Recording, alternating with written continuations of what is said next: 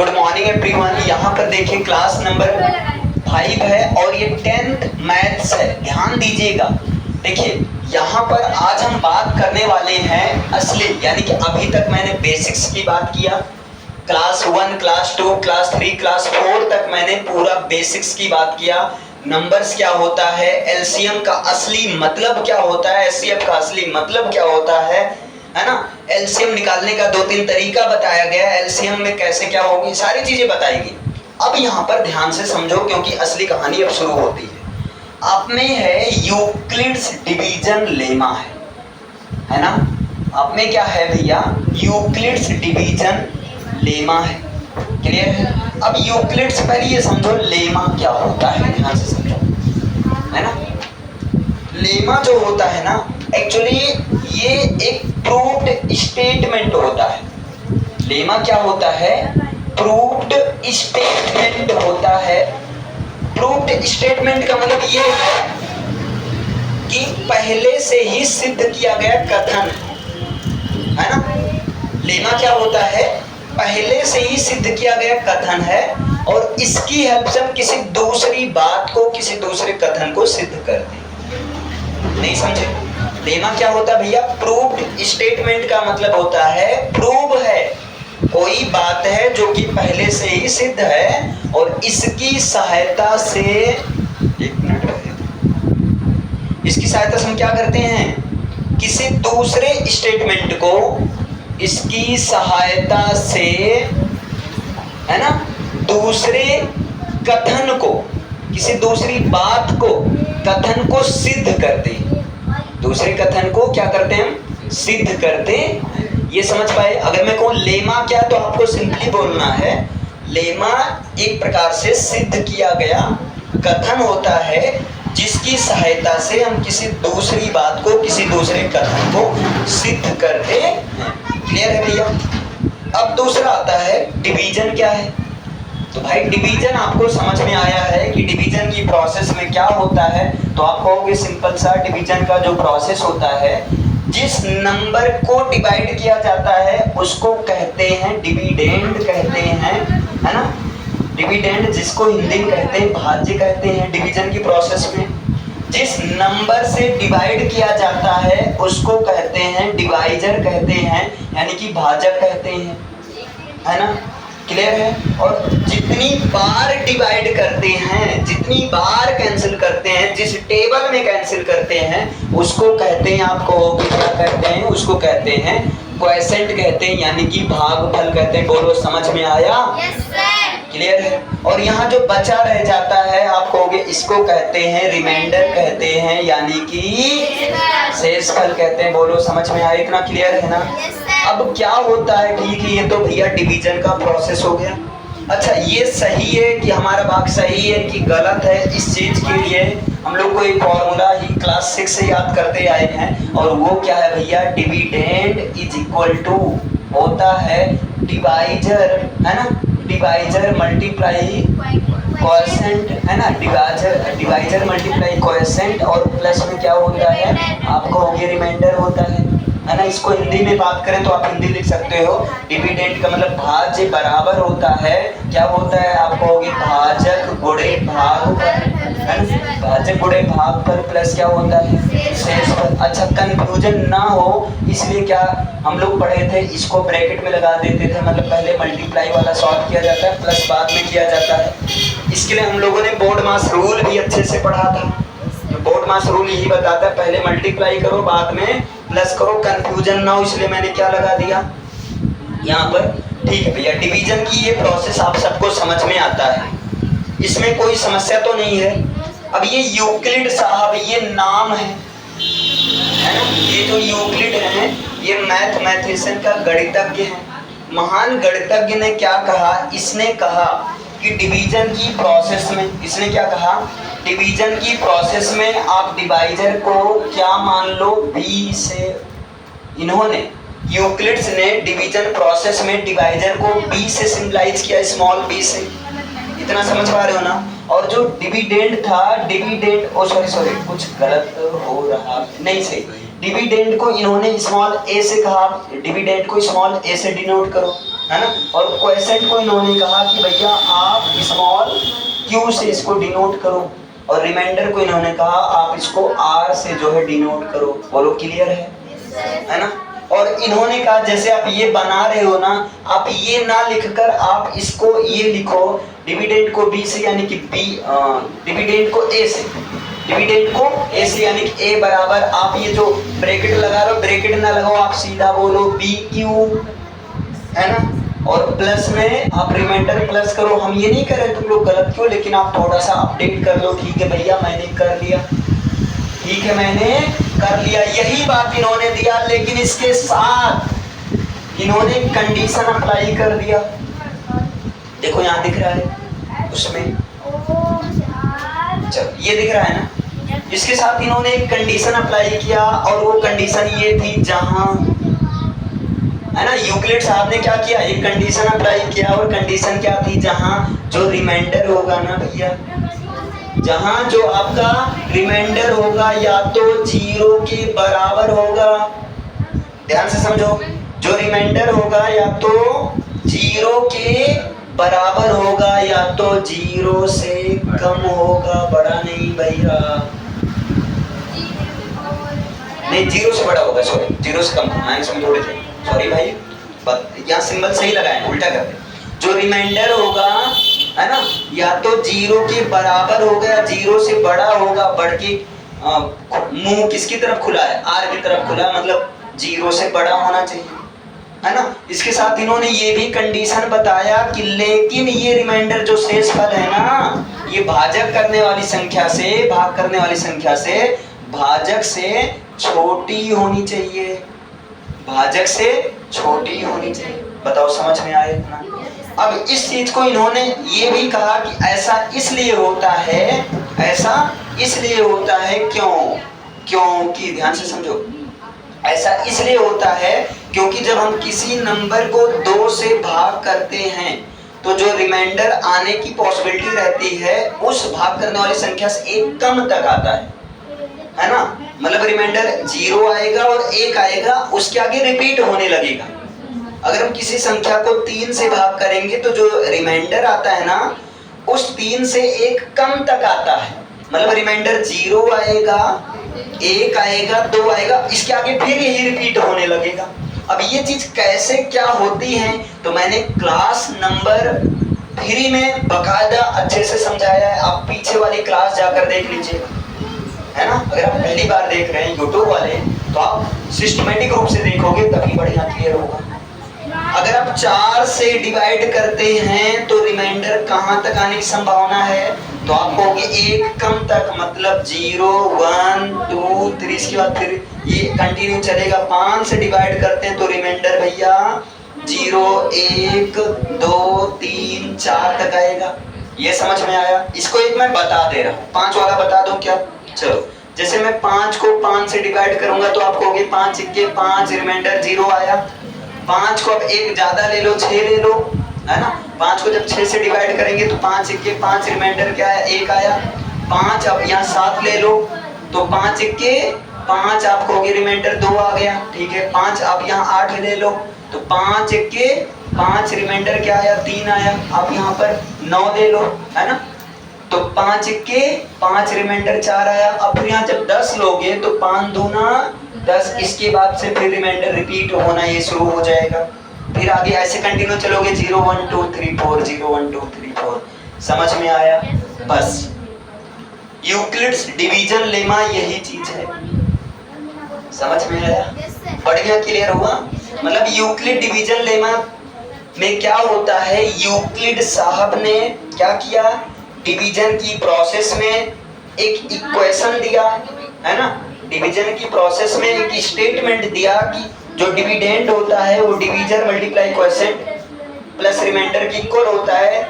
लेकिन उन्होंने यूक्लिड्स ने डिविडेंड को स्मॉल a से सिंपलाइज किया डिवाइजर को b से, क्वोशेंट को q से और शेषफल को r से।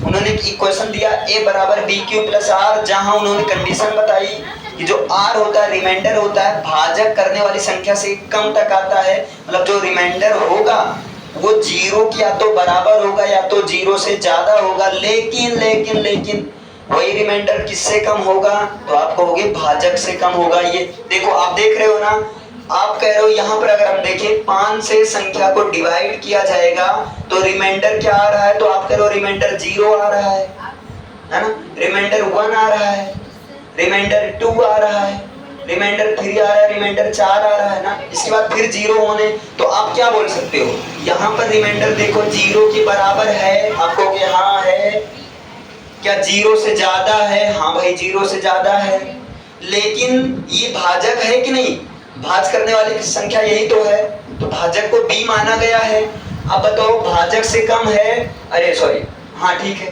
भाजक मतलब 5, बताओ 5 से कम है कि ज्यादा है, तो आप कहोगे 5 से कम है, इसका मतलब देखो रिमाइंडर कम है लेकिन भाजक ज्यादा है। रिमाइंडर देखें तो भाई आप कहोगे मैक्सिमम 4 तक गए, तो 4 तो कम ही है ना, समझ में आया, ये स्टेप अच्छे से क्लियर हुआ ना, यही है यूक्लिड्स डिवीजन। भैया अगर इसे वैसे लिखने की आवश्यकता तो है नहीं, लिखे हो, अगर आप चाहते हो कि सर मैं इस तरीके से लिख लूं एक बार, तो आप लिख लो, सही है, लिख सकते हो। ये जो मैंने मिटाया फिर से लिख दूं क्या, या चल जाएगा ये चीज, चलो ठीक है फिर लिख लो इसे, अरे आप लोग मत लिखो भाई। अब इसके बाद देखिए यूक्लिड्स डिवीजन लेमा सबको समझ में आया। अब देखिए क्या होता है, जैसे मैं एक क्वेश्चन दे रहा हूं और कह दूं मैं 12 और 24 का आप निकालो एचसीएफ, 12 और 24 का आप क्या निकालो, एचसीएफ निकालो। तो देखो ध्यान से समझो, 12 और 24 का एचसीएफ जो अभी नॉर्मली मैंने बताया, भैया ध्यान दीजिए, जो अभी मैंने नॉर्मली बताया वो मैंने क्या बताया, 12 का आप अगर फैक्टर देखोगे तो 12 1 से कैंसिल हो जाएगी, 12 2 से कैंसिल हो जाएगी, 3 से कैंसिल हो जाएगी, 4 से कैंसिल हो जाएगी, 6 से कैंसिल हो जाएगी और 12 से कैंसिल हो जाएगी। ये समझ पा रहे हो ना सब लोग। अच्छा 24, अब आप देखो 24 किन से कैंसिल हो जाएगी बताओ, तो आप कहोगे 24 1 से कैंसिल हो जाएगी, 2 से, 3 से, 4 से, 6 से, 8 से, 12 से, 24 से, ये समझे, इससे कैंसिल हो जाएगी। ठीक है, अब अगर मैं आपसे ऐसे नॉर्मली पूछ लूं 12 के कितने डिवाइजर हैं, डिवाइजर का मतलब समझे, मतलब अगर आप ऐसे उठा लोगे 12 में 6 तो 6 भागे 12 कट जाएगा, ये तो डिवाइजर होता है ना, तो डिवाइजर को ही फैक्टर कहते हैं। आप क्लियर हुआ, आसान बना दिया।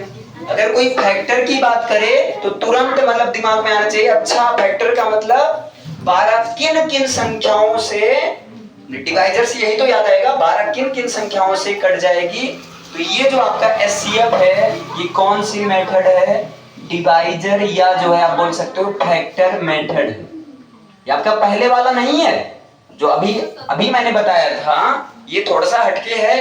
ये कौन सा मेथड है एचसीएफ, डिवाइजर या फैक्टर मेथड है, जो आपके यहाँ ये देते हैं ना Euclid's division algorithm, Euclid's division algorithm का यूज करके एचसीएफ निकालो, तो एक्चुअली वो डिवीजर या फैक्टर मेथड की बात करना चाहता है। क्लियर है, चलो तो अभी आपने किया, अब यहां पर मैं आपसे पूछूं बताओ कॉमन फैक्टर कौन है इसमें, क्योंकि आप ये मत भूलो C का मतलब होगा कॉमन, F का मतलब फैक्टर होगा, ये कॉमन डिवाइजर कौन है, ये चीज बकायदा याद रखना अच्छे से।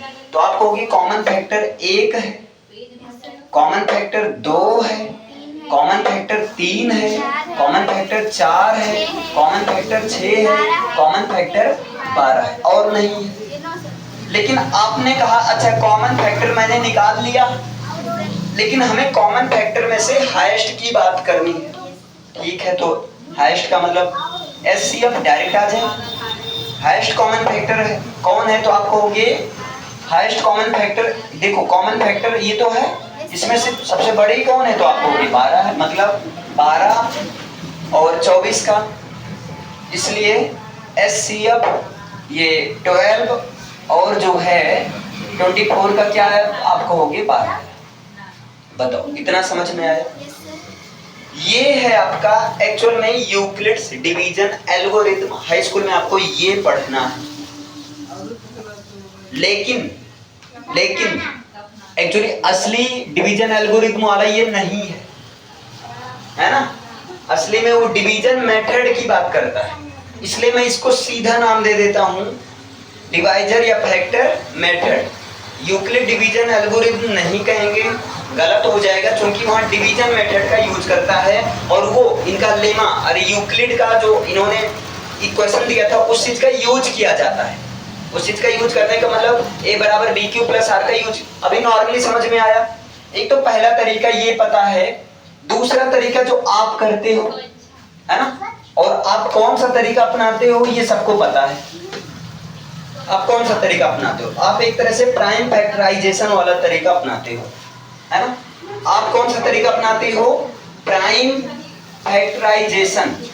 प्राइम फैक्टराइजेशन का मतलब ये है अभाज्य गुणनखंड वाला तरीका अपनाते हो, है ना। यही तो अपनाते हो भाई, अभाज्य गुणनखंड, जिसमें आप दोनों संख्या का अभाज्य गुणनखंड द्वारा, ये दूसरा मेथड है जिसमें आप क्या करते हो, जिसमें आप करते हो 12 का लासा निकालते हो, 2 छंग 12, 2 3 6, 3 1 3। अब इसके पहले वाली क्लास में समझाया गया, तो क्या होगा, आप कहोगे 12 बराबर हो जाएगा 2 गुणे 2 गुणे 3।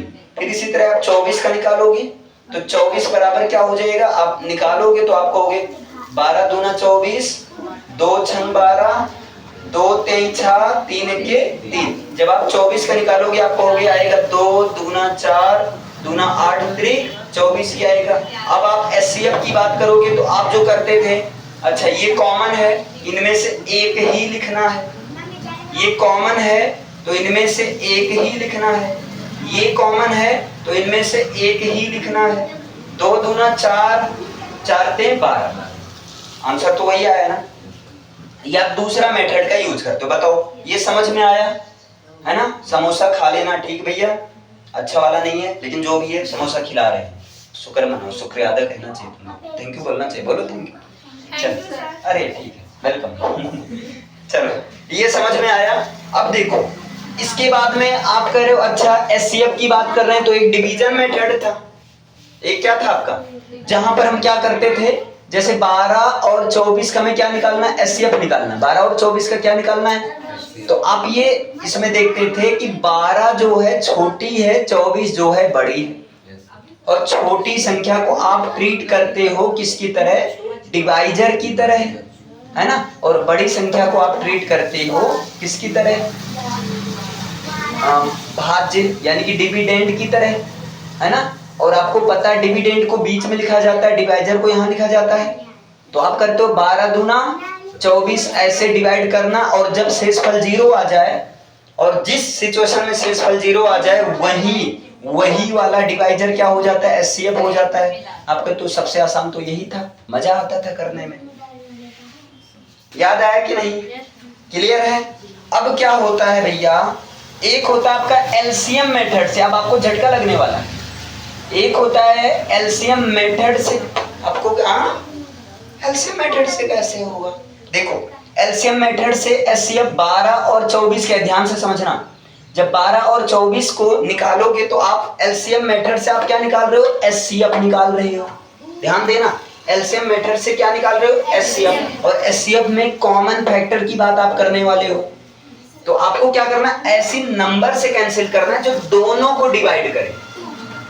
तो एक तो 2 है, 2 छंग 12 और 2 1 2। अब आप किससे करोगे, तो आप कहोगे 2 से करेंगे, 2 3 6, 2 छंग 12। अब आप कहोगे कंडीशन याद रखना, ऐसी नंबर से करना है जो कि दोनों को करे, तो आप कहोगे 2 नहीं। ध्यान देना ये चीज, एलसीएम प्राइम फैक्टर, एलसीएम अगर हम एलसीएम निकाल रहे होते तो शायद 2 से कर देते, है ना, लेकिन हम क्या कर रहे हैं, एलसीएम मेथड से HCF निकाल रहे हैं।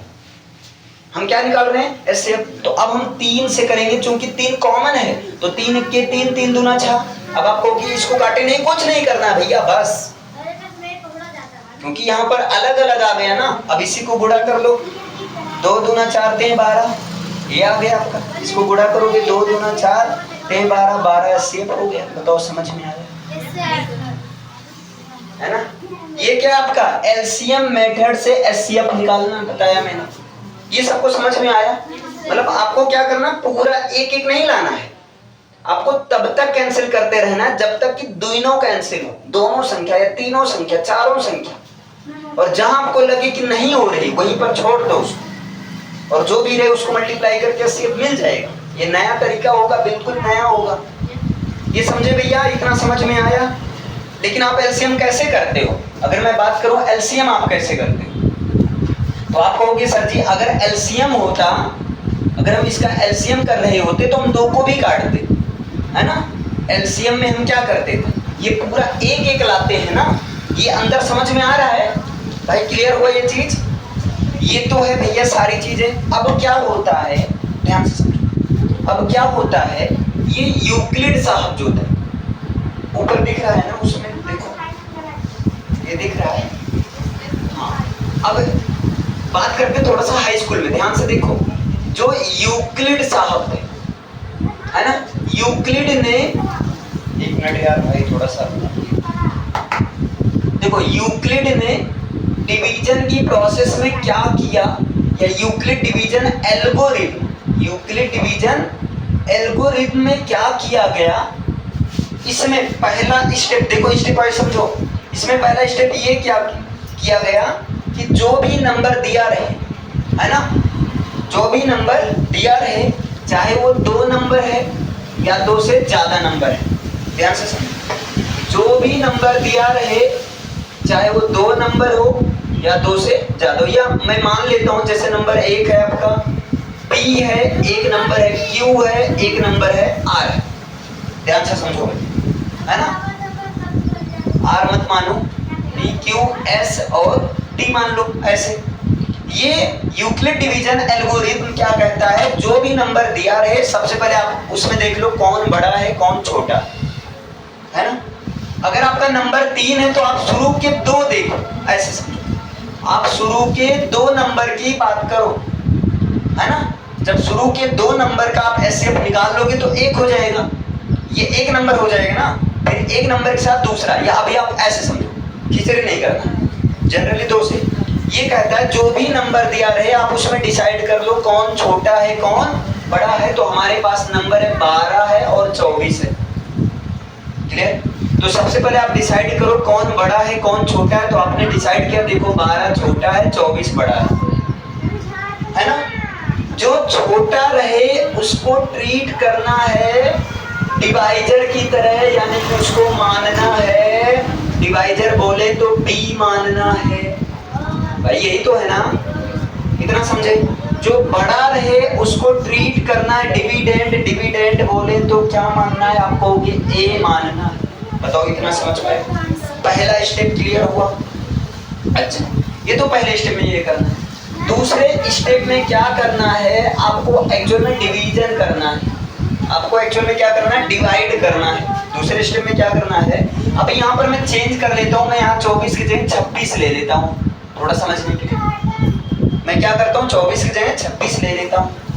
तो दूसरे स्टेप में ये कह रहे हैं आपको डिवाइड करना है, ठीक है। मैं डिवाइड करता हूँ 12 भागे, क्या करता हूँ मैं, 12 भागे 26 करता हूँ। तो आप कहोगे 12 दूना 24, यानी कि हासिल आ गया 2। दूसरे स्टेप में ये करें, अब आप इसको A बराबर BQ, है ना, प्लस R, A बराबर BQ प्लस R में एक्सप्रेस करूं। तो जब आप A बराबर BQ प्लस R में एक्सप्रेस करोगे तो आप कहोगे अच्छा A का मतलब बीच वाला, तो मतलब 26 बराबर B का मतलब डिवाइजर, तो डिवाइजर क्या है 12, और यहाँ ये Q क्या है, तो आप कहोगे क्वोशेंट, तो 12 गुणे 2, रिमाइंडर में क्या आया R, है ना। R का क्या है आप कहोगे 2 है। इतना समझ में आया, क्लियर।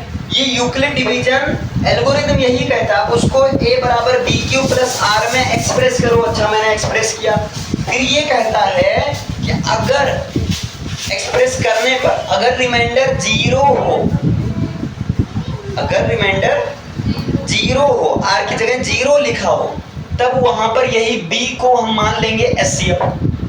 तब वहां पर हम क्या कर देंगे, b को एचसीएफ मान लेंगे। बोलो भैया इतना क्लियर है? तब वहां पर यही b जो है यही हो जाएगा एचसीएफ। लेकिन अगर रिमाइंडर जीरो नहीं है तब नहीं मानेंगे, है ना। अगर रिमाइंडर जीरो नहीं तब एक स्टेप और चलना है, यानी कि तीसरा स्टेप। ध्यान से समझो, जब रिमाइंडर जीरो ना हो तब रिमाइंडर को मान लेना है। रिमाइंडर को क्या मान लेना है? डिवीजर मान लेना है। यही रिमाइंडर को क्या मान लेना है? डिवीजर मान लेना है। डिवीजर का मतलब क्या? आप कहोगे बी, है ना। क्लियर है? रिमाइंडर को क्या मान लेना है, और जो डिवीजर था, जो डिवीजर था उसको, जो डिवीजर पहले से ही था उसको मान लेना है क्या? डिविडेंड। मतलब आगे कैरी आउट, कैरी ऑन कर देना। अब समझ में आया? नहीं समझ? यही तो करते थे ना। अरे डिवीजन से जैसे भागफल से एचसीएफ यही तो करते थे। जो आए जब रिमाइंडर जीरो ना तो ऊपर वाला बीच में कर देना है। याद है कुछ? है ना। लेकिन बस यहाँ नौटंकी करनी है। तो यहाँ पर लिखना यदि r जीरो ना हो, यदि remainder is not equal to zero, यदि remainder is not equal to zero, तब जो है मान लेना है। तब मानना, r को क्या मान लेना है? मतलब r को किसकी तरह ट्रीट करना है? भाजक की तरह ट्रीट करना है। देखो अब ये काम खत्म इसका, है ना। और 12 को यानी कि जो पहले डिवाइजर था उसको किसकी तरह ट्रीट करना है? भाजक की तरह ट्रीट करना है। और फिर से आपको डिवाइड करना है। जब आप फिर से डिवाइड करेंगे तो आप कितनी बार ले चलेंगे? 2 छंग 12, 2 छंग 12। क्लियर है? 2 छंग 12 एक इक्वेशन बना है ना। बोलो एक इक्वेशन बना है। तो दूसरी सिचुएशन में आप क्या करोगे? तो आप कहोगे दूसरी सिचुएशन में मेरा जो, देखो ये यहाँ से काम खत्म करो। दूसरी सिचुएशन में मेरा जो a है वो b है ना। दूसरी सिचुएशन में क्या है? b को मैंने a मान लिया, और a का वैल्यू क्या आएगा? आप 26 मानोगे? नहीं, आप कहोगे 12। आप क्या कहोगे? 12, क्योंकि अब उसका काम खत्म। देखो उसका काम खत्म। और आप अब बताओ b डिवाइजर क्या मानोगे? 2 मानोगे ना। तो मतलब यहाँ पर क्या है? 2। इस बेस पर जब आप लिखोगे तो आप क्या कहोगे? 12 बराबर, अब क्या कहोगे? 12 बराबर, बताओ b क्यूब, तो b क्या है? आप कहोगे 12 है।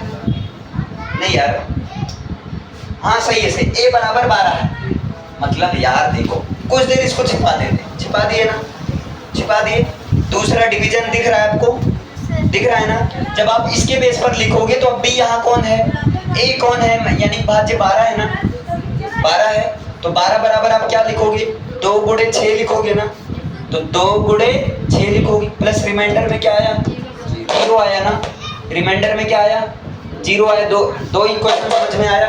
जब रिमाइंडर में 0 आ जाए तब, जब रिमाइंडर में 0 आ जाए उस सिचुएशन में जो भाजक रहेगा वही क्या हो जाएगा? एचसीएफ हो जाएगा। अब लिखो एचसीएफ, है ना, बराबर क्या हो जाएगा? या एचसीएफ पूरी का पूरा क्वेश्चन क्या था? 12-26। 12-26 का एचसीएफ क्या होगा? 0 होगा, है ना। अरे सॉरी 2 होगा। आगे यहाँ लिखोगे क्योंकि यूक्लिड डिवीजन प्रोसेस में रिमाइंडर यहाँ पर 0 आ गया है। क्योंकि समीकरण 2 के थ्रू रिमाइंडर जब 0 आ जाता है उस सिचुएशन में जो डिवीजर रहता है वही बात है, लेकिन बस घुमाए हैं यार। क्लियर है? उस सिचुएशन में क्या मान लिया जाता है? डिवाइजर को ही क्या मान लिया जाता है? एचसीएफ मान लिया जाता है। समझ में आया? इतना क्लियर है? थोड़ा सा उल्टा पलटा है ना, लग रहा है ना। अच्छा ये सारा मेथड आपको एचसीएफ का देखो, एक मेथड ये, दूसरा मेथड ये, तीसरा मेथड ये और चौथा यूक्लिड साहब देखो, 4 मेथड।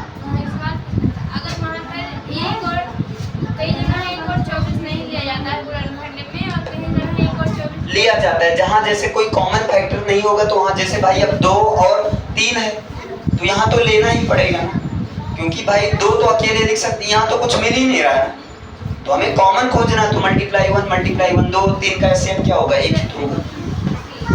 लेकिन आप 1 और 24 लिए हैं तो इससे 1 24 नहीं लिए, 12 इसमें 12 और 24 में यस सर है ना, क्लियर है। अभी यहाँ पर एक संख्या, एक क्वेश्चन मैं और लेता हूँ, अभी क्लियर हो जाएगा आपका डाउट, क्लियर है। इन सबको मैं रब कर दूं, बोलो क्या लिखोगे ये सारा मैटर, ये सारा अभी मैं दे दूंगा, आप लिख देना, नोट से लिख देना। अब यहाँ पर चूंकि मेन फोकस अभी इस पर करना। अब एक क्वेश्चन बढ़िया आप लोग अपने किताब से बोलो जो कि कठिन, उसको मैं दिखाता हूँ। एक चीज ध्यान दो, क्वेश्चन ओपन करो भाई, कोई एचसीएफ जहाँ पूछा ये कह रहे देखो एचसीएफ निकालो। यहाँ मैं पहला क्वेश्चन लेता हूँ 135 और जो है क्या है, हाँ देखो अब ध्यान से देखो, 135 और 225 का एचसीएफ निकालना है और किसके मेथड से, यूक्लिड डिवीजन एल्गोरिथम का यूज करते हैं। तो आप कहोगे बहुत आसान है, पहला स्टेप क्या है, पहला स्टेप क्या है भाई बोलो, तो आप कहोगे पहला स्टेप ये है, कहाँ है, ये है देखो, पहला स्टेप यही तो है। तो पहले स्टेप में जो छोटा है यानी कि 135 ये छोटा है तो इसकी तरफ छोटा का सिंबल लगा दो, 225 बड़ा है, आपने ये दिखाया। तो छोटे वाले को क्या मानना है, बी, बी का मतलब डिवाइजर, बड़े वाले को क्या मानना है, ए का मतलब डिविडेंड। पहला स्टेप समझ में आया, बोलो भैया, ठीक है आगे चलते हैं। जब ये चीज करना है तो आगे आप क्या करोगे, तो आप साइड में आप डिवाइड करोगे, 135 भागे 200, अरे सॉरी 225 भागे 135, कितनी बार ले चलोगे, 135 के 135, तो अब 5 में से 5 गया 0, 12 में से 3 गया 9 और ये कैंसिल हो जाएगा। इस चीज को आप एक्सप्रेस करो, है ना। तो मेन इक्वेशन क्या है, तो आप कहोगे मेन इक्वेशन है a बराबर बी क्यू, है ना, और प्लस आर है, ठीक है। ये मेन इक्वेशन लिख दो, बहुत आसान कर दूंगा मैं, आपने कर दिया। आप एक्सप्रेस करो तो आप कहोगे a है 225 है, तो 225 बराबर b क्या है, आप कहोगे 135 है, 135 गुणे 1 है ना, और प्लस में आप क्या करोगे 90 करोगे। अब अभी ये तो कंप्लीट तो हुआ नहीं, फिर आप ऐसे कैरी ऑन करोगे ना, कैरी ऑन करोगे ना। दूसरे स्टेप में यही तो है कि अब 90 को क्या मान लो, भाजक मान लो और ऊपर वाले को नीचे पहुंचा दो, क्लियर है भाई। भाग भेद से हम लोग मासा करते नहीं ये चीज, तो आप क्या कर दो 135 कर दो। अब 90 एक के 90 है ना, माइनस करो, 5 में से 0 गए 5, 13 में से 9 गया, तो आप कहोगे 4। अब ये वाला आप छिपा लो भाई, इस चीज को हम पहले से यूज कर चुके हैं, इस चीज को हम पहले से यूज कर चुके हैं। देखो अब यहाँ पर इस मेथड से देखोगे तो बताओ बी के ए की जगह कौन है, तो आप कहोगे 135 है ना, और बताओ बी की जगह क्या है 90 है, 90 गुणे क्यू की जगह 1 है और प्लस रिमाइंडर क्या है 45 है। अभी तो पूरा कैंसिल हुआ नहीं, एक स्टेप और ले चलो, तब तक ले चलना है जब तक कि 0 ना हो जाए। तो चलो 45 अब 90 को उठाकर यहाँ रख देते हैं, 45 दूना 90, ये कैंसिल हो गया यानी कि 0 आ गया। अब इन दोनों को छिपा दो, यहाँ पर आ जाओ, समझ पा रहे हो ना। अब यहाँ पर जब देखोगे तो बताओ 90, पहले भाज्य लिखा जाए, भाज्य क्या हो गया 90 हो गया ना, क्लियर है। और जो है 45 भाजक और क्वोशिएंट 2 और प्लस में रिमाइंडर 0। जिस स्टेप पर जहां पर रिमाइंडर 0 आ जाए वहीं पर है ना एचसीएफ किसका 135 और 225 का एचसीएफ क्या होगा 45 होगा, क्योंकि है ना, क्योंकि एल्गोरिथम डिवीजन एल्गोरिथम, क्योंकि डिवीजन प्रोसेस में है ना, ये आप सीधा कर दो, क्योंकि यूक्लिड्स है ना के डिवीजन, यूक्लिड्स के डिवीजन एल्गोरिथम में तीसरे स्टेप पर या तीसरे इक्वेशन में आप इक्वेशन बनाते चलो, ये पहला इक्वेशन हो गया, ये दूसरा हो गया, ये क्या हो गया, तीसरा हो गया। तीसरे या थर्ड इक्वेशन में, थर्ड में रिमाइंडर क्या हो गया, रिमाइंडर बराबर 0, है ना। और जहां पर आगे आप लिख सकते हैं, जहां रिमाइंडर 0 हो जाता है वहां पर भाजक हमारा क्या होता है। अगर आप यहां से देखना चाहेंगे तो सीधा क्या हो गया, एससीएफ ये तो आप करते थे ना, लेकिन यहाँ पर आपको इक्वेशन में दिखाना है। बढ़िया समझ में आया, चाहे बड़ा हो चाहे छोटा हो, इससे आसान तरीका योग नहीं होना चाहिए। क्लियर है, या इससे आसान भी। अब भाई क्या करूं, जब यार यूक्लिड डिवीजन एल्गोरिथम ये ऐसा इक्वेशन दिए तो उसमें तो अप्लाई तो करना होगा ना। आप अप्लाई करते समय पहले का काम खत्म, ठीक, दूसरा फिर तीसरा, मतलब ऐसे। क्लियर है, इसको नोट डाउन। आप समझ में आया। देखिए यहाँ पर एक क्वेश्चन है आपका, 25, 20 और 10, 530 का एलसीएम निकालिए। इसका क्या निकालिए, एलसीएम। तो आपको एलसीएम कैसे निकालना है ना, और एचसीएफ निकालिए। मान लीजिए दोनों ऐसे पूछता है, कभी कभी दोनों क्वेश्चन पूछता है, एलसीएम और एचसीएफ निकालिए। तो आप पहले क्या करो, 25, 20 का निकाल लो, क्या लासा निकाल लो। तो 2 1 2, 2 दूना 4, 2 छंग 12, 2 शून्य, ये तो होगा भैया। 2 छंग 12, 2 3 6, 2 0 जा 0, यहाँ 2 3 जा 6, 2 1 जा 2, 2 5 जा 10, 315 आएगा ना। अब फिर 2 से काटोगे, 2 से नहीं कटेगा, 3 से कटेगा, बिल्कुल। तो 3 के 3 लगातार 2 अंक लेकर चलना है, तो 0 3 5 15। लोग 0 नहीं लगाते और अच्छा खासा क्वेश्चन आता हुआ प्यार से गलत हो जाता है। आगे आ जाओ, फिर ये 3 से कट जाएगा, 3 3 का 9, 3 5 15। अब ये 5 से कटेगा, 5 7 35 और 7 के 7। दोनों का निकाल लेते हैं, 10,530 का भी लासा निकालते हैं। तो आप कहोगे 2 पंचे 10, 2 दूना 4, 2 छंग 12, 2 पंचे 10। फिर ये 3 से क्या कटेगा, तो 5 2 7, 7 5 12, 12 से 18। आप चेक कर सकते हो, अभी जो तरीका मैंने बताया है ना, मतलब 3 से कटेगा। तो आप क्या कर दो, 3 के 3 और 3 7 21 और इधर हो जाएगा 3 5 15, 3 5 15। अच्छा एक चीज और है, जैसे अगर आप मान लो कंफ्यूज हो गए, 3 से आप 5 से काट रहे हो, कोई दिक्कत नहीं है। एलसीएम में हमेशा प्राइम नंबर से कटना चाहिए, बस किसी से भी आप काट दो, कोई दिक्कत नहीं, लेकिन प्राइम नंबर होना चाहिए। ये नहीं कि 4 से काट दो, प्राइम नंबर से। आप 5 से भी कर सकते हो, कोई दिक्कत नहीं। 5 के 5 और 5 25। लेकिन याद रहे, जब लगातार 2 अंक में ले चलेंगे तो 0 के साथ, एक गलती होगी 0 वाली, क्वेश्चन गलत होगा तो इसी की वजह से होगा, देख लेना। मैं अभी कह रहा हूँ, इसलिए ध्यान देना इसमें, है ना। तो और इधर 5 15 आप ऐसे भी कर सकते हो। क्लियर है। अगर आप 3 से कर रहे हो तो भाई कोई बात नहीं, आप 3 से करो। 3 के 3 और 3 7 21, 3 5 15, 3 5 15। अब क्या ये 3 से कटेगा, तो आप कहोगे नहीं कटेगा, क्योंकि 7 1 8, 5 13, 5 18, हाँ कट जाएगा भाई, ठीक है। तो 3 5 15 और 2 5, यानी कि 3 8 24, 3 5 15। क्या भी ये 3 से कटेगा, 8 5 13 5 18। देखो कितना काम आ रहा है ना। 3 से काटने का रूल क्या है कि सभी संख्या को जोड़ लो। अगर वो 3 से कट जाए मतलब ये भी तो देखो 8 5 13 5 18, 18 3 से कैंसिल हो जाएगी, मतलब ये पूरी की पूरी संख्या 3 से कट जाएगी। तो काट कर लो, 3 के 3, 3 9 27, है ना। और यहाँ 3 5 15। क्या भी ये 3 से कटेगा, कटेगा। 9 1 10 5 15। देखो चेक करो ना, सबको जोड़ लो। तो 9 1 10 5 15 मतलब 3 से कटेगा। 3 6 18, 3 5 15। क्या है अभी ये 3 से कटेगा, नहीं, क्योंकि 6 5 11, 3 से नहीं कटेगा, है ना। अब 5 से काटो फिर, तो 5 के 5 और 5 15, 13 तो 13 से ही कटेगा। क्लियर है। तो आप क्या लिखोगे, 25 20 का, है ना, क्या आया, प्राइम फैक्टराइजेशन आप कहोगे 2 गुणे 2 गुणे 2 गुणे 3 गुणे 3 गुणे 5 गुणे 7। आप इसको ऐसा ना लिखकर आप इसको ऐसा लिखोगे, 2 की घात 3,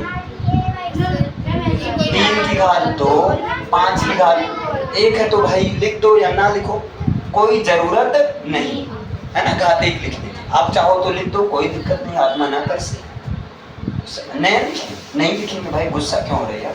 चल अभी समझ में आया, इतना समझ में आया ना। अब दूसरा कहाँ गया भाई, ये तो इसको मैं मिटा दूं।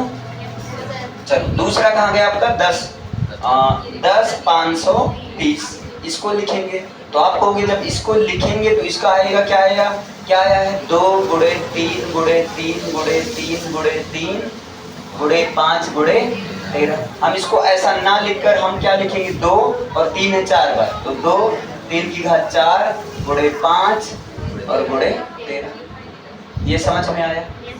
अगर आपको एचसीएफ निकालना है, ध्यान से समझना मैं क्या बताना चाह रहा हूँ, है ना। अगर आपको क्या निकालना है, एचसीएफ और एक आया एलसीएम आया, तो एलसीएम में आप क्या कहते हो, लीस्ट कॉमन मल्टीपल होना चाहिए। एलसीएम में आप क्या कहते हो, लीस्ट कॉमन मल्टीपल होना चाहिए। तो यहाँ 2 की अभी घात लगा देते हैं। यहाँ क्या है, 2 की घात 1, यहाँ है 2 की घात 3, यहाँ 2 की घात 1 है, यहाँ 2 की घात 3 है। तो एलसीएम में घात ज्यादा वाला ले लेना है, 2 की घात 3 ले लेंगे। क्लियर है, गुड। यहाँ 3 की घात 4 है, 3 की घात 2 है, तो एलसीएम में क्या करना है, ज्यादा वाला ले लेना, 3 की घात 4 ले लेना। क्लियर है। यहाँ पर 5 की घात 1 है, 5 की घात 1 है भाई, सेम है तो एक ही ले लो, जब सेम रहे तो एक ही बार लेना है ना। इतना समझे, कोई दिक्कत इसमें। अच्छा अब प्रश्न आया क्या 7 और 13 लिखें कि ना लिखें, है ना। 7 और 13 लिखें कि नहीं, ये चलो अभी हम डाउट ही रहने देते हैं। क्लियर है, अब इसको हम क्या रहने देते हैं, डाउट ही रहने देते हैं। अब एचसीएफ में आते हैं। एचसीएफ में क्या करना है, आपको कम वाला लेना है। एचसीएफ में आपको क्या करना है, कम वाला लेना है। तो आप इसका कम वाला लोगे 2 की घात 1 हो जाएगा, है ना। और आप इसमें कम वाला लोगे तो क्या हो जाएगा, 3 की घात 2 लेना, इसमें बराबर है तो भाई 5 की घात 1 ही लोगे। अब आप बताओ, एचसीएफ में फिक्स है, जो सेम नहीं रहता उसको नहीं लिखा जाता है, ये फिक्स है कि नहीं। अब इसको थोड़ा सा ऐसे समझो, है ना। 10 को आप क्या करते हो, 2 गुणे 5 करते हो। 20 को आप क्या करते हो, आप कहते हो 2 गुणे 2 गुणे 5 करते हो। जब हम, ध्यान से देखना, बेसिक आ जाओ, जब हम एलसीएम करते थे तब हम जो सेम रहता था उसको तो एक बार लिखते थे, है ना। जो सेम रहता था उसको क्या लिखते थे, एक बार लिखते थे, लेकिन जो बचा रह जाता था उसको भी हम लिख देते थे। समझे इतना। तो 2 पंचे 10 दूना 20, समझ में आया। लेकिन जब एचसीएफ करते थे तो जो कॉमन रहे उनमें से एक ही लिखना रहता, 2 गुणे 5। तो भाई यहाँ पर देखो, ये जो मैंने किया है, 2 की घात 1 है, 2 की घात 3 है, इनमें से हमने क्या, किसको लिया है, ज्यादा वाले को लिया है। ज्यादा वाले का मतलब समझ रहे हैं, 2 की घात 3 को लिया है। एलसीएम लेते सब, आप ये समझ पा रहे हो क्यों ज्यादा वाले को लिया गया है, क्योंकि 2 की घात 1 का मतलब 2 और 2 की घात 3 का मतलब 2 गुणे 2 गुणे 2, ये तो भाई 1 हो गया और ये तो उतारा ही जाएगा ना, ये तो उतारा ही जाएगा। तो ये प्रोसेस ना करके अगर हम ये आपको सीधा कह दें, अगर सेम है, आधार सेम है, घात अलग अलग है, तो ज्यादा वाला घात ले ले। समझ पाए कि नहीं, नहीं समझे। मैंने क्या कहा, 2 की घात 1 है, 2 की घात 3 है ना। एलसीएम लेते समय हम क्या करें, बड़ी वाली को ले लेना, 2 की घात 3, घात जिसकी घात ज्यादा उसको लेना। क्यों लेना, क्यों लेना ये समझो। क्योंकि 2 की घात 1 को हम 2 लिख सकते हैं, 2 की घात 3 को हम लिख सकते हैं 2 गुणे 2 गुणे 2। और एलसीएम लेते समय आप जो कॉमन रहता है उसको एक ही बार लेते हैं, लेकिन जो बचा रह जाता है उसको भी लिख देते हैं ना, तो गुणे 2 गुणे 2। तो ये आप ना करके आप सीधा क्या कह सकते हो, आप सीधा ये कह सकते हो कि इसको हम लिख सकते हैं 2 की घात 1, इसको हम लिख सकते हैं 2 की घात 3। अगर ऐसे हम करेंगे तब भी तो अल्टीमेटली 2 की घात 3 आया। तो अगर हम सीधा ये याद कर लें, अगर ऐसे फॉर्मेट में है तो हमें एलसीएम लेते समय ज्यादा घात वाली ले लेना। आपके बुक में यही मेथड दिया गया है। बाकी अगर आप पहले वाला गलत कर दोगे, पहले वाला कर दोगे, गलत नहीं होगा, सही होगा, है ना। लेकिन ये है कि वो चीज करने से अच्छा आप ये भी कर सकते हो, एलसीएम में ज्यादा वाला, एचसीएफ में कम वाला। दोनों में अंतर क्या है, एलसीएम में जो बचा रह जाता है उनको नहीं लिखा जाता है, किसमें, एचसीएफ में नहीं लिखा जाता है, लेकिन एलसीएम में जो बचा रह जाता है उसको भी लिख दिया जाता है। इसका मतलब यहाँ पर क्या आया, यहाँ 7 गुणे 13 ये बचा रह गया ना, तो लिखा जाएगा कि नहीं, आप कहोगे लिख देंगे। समझ में आया? तो इसका एलसीएम क्या होगा? अगर आप इसको सॉल्व करोगे तो आप कहोगे 2 गुणे 3 त्रिका 9 और गुणे 5, यानी 2 9 18 पंचे 90। आप यहाँ जब सॉल्व करोगे 2 दूना 4 दूना 8, और इधर ये बहुत लंबा आ जाएगा आपका एलसीएम, है ना? एलसीएम क्या आ जाएगा? 2 दूना 4 दूना 8 और जो है 8 पंच 40। अरे संख्या भी तो बड़ी है, कोई दिक्कत नहीं भाई, संख्या भी तो देखो 10,530 है, तो इससे घबराना मत। तो 2 दूना 4 दूना 8 पंच 40, 40 और 3 त्रिका 9 त्रिक 27 81, 40 और 81, 40 गुणे 81 यहाँ तक हो गया। 13 सत्ते 91 हो गया। ठीक है, इतना समझ में आया? अब क्या करो आप, 4 1 4, 4 8 32, इतना हो गया गुणे 91। 91 0 जा 0, 91 चौका। या आप अलग से जब आपको लगे अब नहीं हो पाएगा तब आप क्या करो, अलग से मल्टीप्लाई कर लो, प्लस माइनस गुणा भाग में तेज रहो। 1 0 0 या 1 से सब वही आ जाएगा। 1 4 2 3 और 9 0 0, 9 चौक 36, 9 दूनी 18 और 3 21 और 9 त्रिक 27 और 2 27 2 29, ये तो होगा। 0 4 6 2 8 और 3 1 4 और यहाँ 9 और यहाँ 2, कितना आया? आप कहोगे इसका जो आंसर आया 2 9 4 8 4 0। समझ में आया? इसका मतलब 2 9 8 4 0, 2 9 8 4 0 को ये भी कैंसिल कर देगा, ये भी कैंसिल कर देगा। अरे यार क्या लिख रहा हूँ, 2 9 4 8 4 0, ये आपका आंसर आया। ये समझ पाए कैसे आया? देखिए भैया, अगर आपको लग रहा है सर जी ये घात, तो आप क्या बताना चाह रहे हो? अभी मत लगाओ ना, काहे तुम घात के पीछे परेशान, है ना? आप सीधा करो। क्या 10,530 का क्या आया है बताओ भैया? 2 गुणे 3 गुणे 3 गुणे 3 गुणे 3 गुणे 5 गुणे 13, और इसका 2520 का क्या आया है? तो आप कहोगे 2 गुणे 2 गुणे 2 गुणे 3 गुणे 5 गुणे 7, 2 बार 3 गुणे 5 गुणे 7, ये भूलना मत, है ना? अब एचसीएफ में क्या करोगे? कॉमन, ये दोनों कॉमन है, एक हो गया और कहाँ गया? अच्छा ये और ये है, तो एक यहाँ से लिख दिए। ये और ये है, एक यहाँ से लिख दिए। ये और ये है, एक यहाँ से लिख दिए। और कोई कॉमन है? नहीं लिखेंगे। 2 3 6 36 18 पंचे 90, 90 आंसर। मजा आया? समझ में आया? हाँ, फालतू दिमाग नहीं लगा। अच्छा, एलसीएम में क्या करना है? आप करो, ये कॉमन है, इनमें से एक लिखा गया, ये दोनों में से एक लिख दिया गया, है ना? इन दोनों में से एलसीएम करने के लिए पूरा ऐसे फॉलो कर लो। मतलब एलसीएम करने के लिए क्या होता है, पहले कॉमन को लिख दिया जाता है ना, तो अभी कॉमन ये दोनों, इनमें से एक लिख दिया गया, और 3 और यहाँ 3, इनमें से एक लिख दिया गया, यहाँ 3 यहाँ 3, इनमें से एक लिख दिया गया, यहाँ 5 यहाँ 5, इनमें से एक 5 लिख दिया गया। बचा क्या है? मतलब जिसके नीचे लाइन नहीं वही तो बचा है। तो बचा क्या है? आप कहोगे 3 3, यहाँ 3 2 बार बचा है, गुणे 3 गुणे 3, यहाँ 13 गुणे 13, और यहाँ क्या बचा है? आप कहोगे यहाँ 2 2 बचा है और 7 बचा है, गुणे 2 गुणे 2 गुणे 7। गुणा भाग तो तुम्हारे हाथ में है कि नहीं? तो जब आप गुणा करोगे इन सबको, तो आप 2 3 6 आप कर सकते हो, 2 3 6, है ना? 36 18 पंचे 90, इधर 90 हो गया। जब उतना करो जितना आप संभाल सको ना। देखो 2 3 6 36 18 पंचे 90, इधर आ जाओ। 3 त्रिका 9, 9 दूनी 18 दूना 36, या ऐसे समझो, आपका ज्यादा हो गया तो आप क्या कर दो, 3 त्रिका 9, 13 9, या ऐसे 3 त्रिका 9, और ठीक है भाई कुछ तो करोगे ही ना इधर उधर।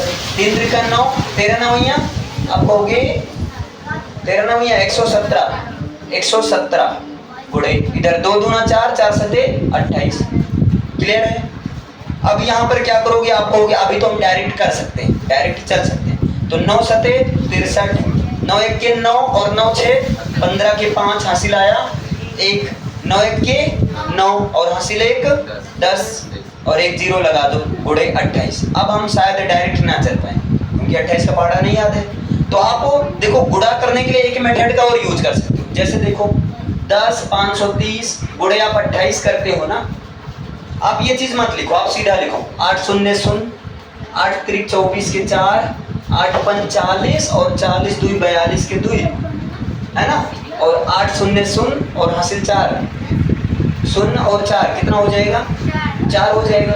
8 एक के 8, नहीं समझ पा रहे हो ना ये चीज। फिर आप 2 से करो, 2 शून्य शून्य, 2 3 6, 2 पंचे 10 के 0, 2 शून्य शून्य और हासिल 1, 2 1 के 2, आप जोड़ दो 0 4 6 2 8 4 9 2, वही आया।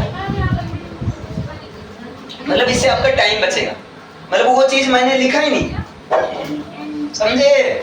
हाँ, तो 29 4 8 4 0 ये हो गया आंसर। बताओ समझ में आया। तो कठिन क्वेश्चन आएगा भाई, ये मतलब सोचना यार घाते वाला, लेकिन अभी मारो बोले उसको, तुम्हारे लिए यही आसान है ना, तो कौन रोका भाई आंसर बता, काम कर आप यही करो। लेकिन जानो दोनों, है ना, आवश्यकता लगे तो अप्लाई कर सको, बाकी जानो। इसे नोट डाउन कर लीजिए, बस आपका कंप्लीट हो गया।